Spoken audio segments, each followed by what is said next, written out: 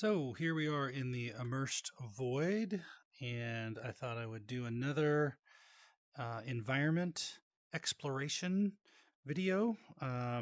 So this time we're going to look at the Alpine Chalet.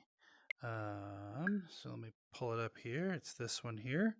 So the Alpine Chalet environment is pretty great. It's very small, it's very cozy, but here is what it looks like. So I'll slowly look around the room. You've got a small room here, and it's got a nice vaulted ceiling, some art on the wall, and this grand vista of the mountains, and this super cool fireplace. And there's about, I think, 2, 4, 6, 7 spots in this room.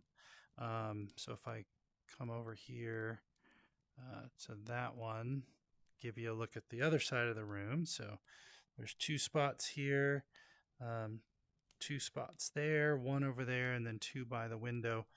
And this is just, I wanted to take a minute to really compliment the Immersed designers and developers. And if you just look around this room at the detail, it's kind of amazing.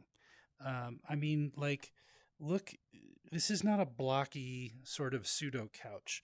Look at the styling and like the creases and crinkles in the seam of the cushion, and the way the little buttons pull the fabric in, and the contour, and this pillow is laying over and that one's flopping up. I mean, these little details, when you look around the room, just, it's remarkable. The wood grain on the table is crazy.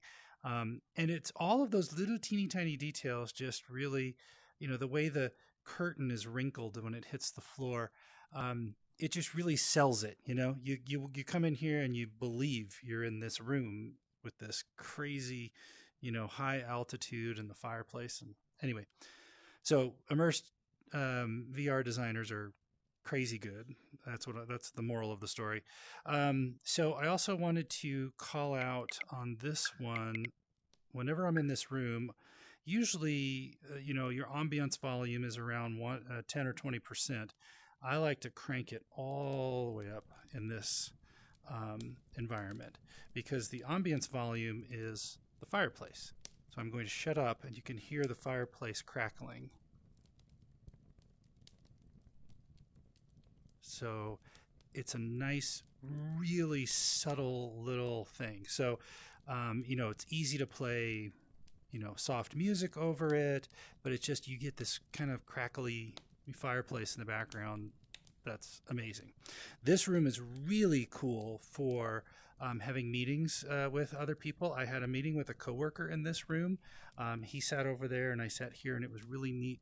It felt like we were in the same, kind of pretty intimate space, which is really nice. So if you have a small meeting of 7 people or fewer, this is a neat room to do it in. So for working, I like to, or actually first let me start with Zoom.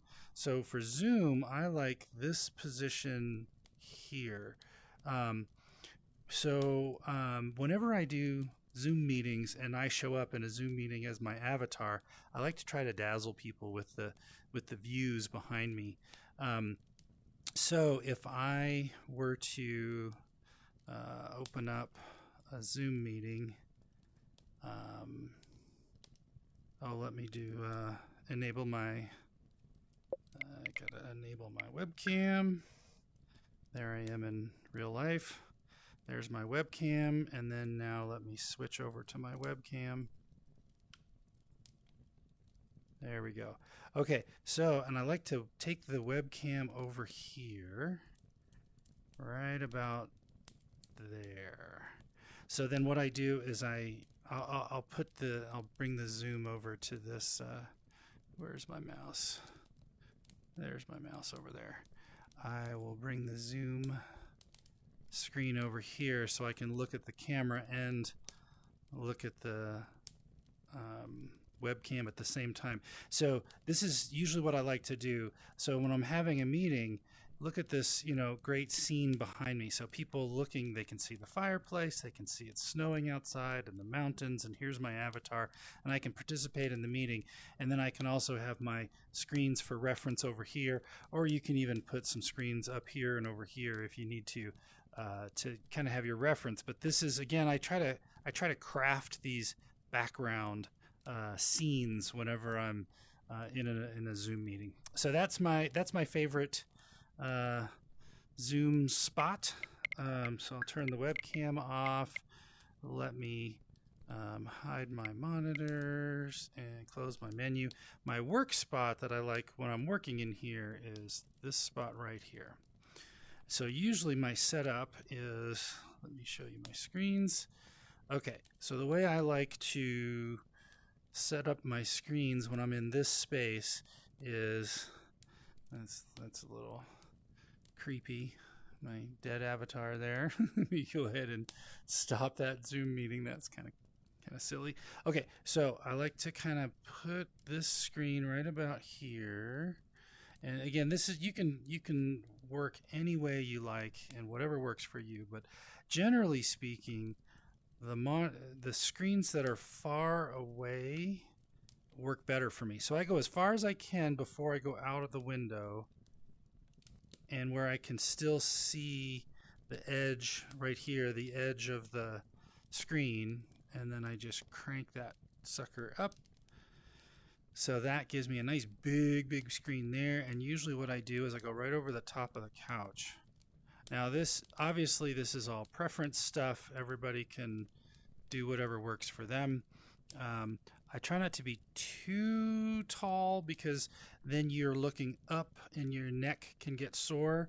So, you can bring this down just a little, but I like to have it pretty large and far. And then this one here. And so what that does is I can see my screens. I can have everything that I need to work here. I have the ambiance of the snow and the, and I'm still, I can sense the room because I'm in here. My screens are sort of like almost like walls, but yet I leave this gap for the fireplace. So I can work alongside the fire. And it was really funny on the Immersed Discord, somebody recently said they put a space heater in their physical space in real life when they're in a room like this, so it feels like they're sitting next to the fire. Anyway, that's about it. You can of course do different monitor arrangements, but this is the one that I really enjoy in this environment. This is a very intimate, very cozy environment. This is about as big as you can get the screens in this room without being uncomfortable and cranking your neck up. But again, sometimes the great thing about Immersed is that you can pick the environment that you're feeling, whatever mood you're in, you can pick an environment that works for that. So that was an exploration of the Alpine Chalet environment in Immersed. And if you've never tried Immersed, you should give it a try. And may God bless you. Have a good day. Bye-bye.